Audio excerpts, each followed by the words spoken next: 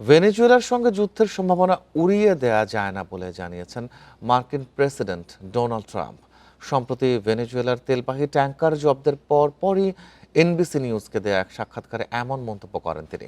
Trump আরও জানান, Venezuela যদি বোকামি করে এগিয়ে যায় তাহলে আরও তেলের ট্যাঙ্কার জব্দ করা হতে পারে। তবে প্রেসিডেন্ট নিকোলাস মাদুরোকে ক্ষমতাচ্যুত করাই চূড়ান্ত লক্ষ্য কিনা সে বিষয়ে স্পষ্ট উত্তর দেননি তিনি। সাক্ষাৎকারে ট্রাম্প যুক্তরাষ্ট্রের স্বাস্থ্যসেবা সংস্কার ও আসন্ন মধ্যবর্তী নির্বাচন নিয়েও কথা বলেন।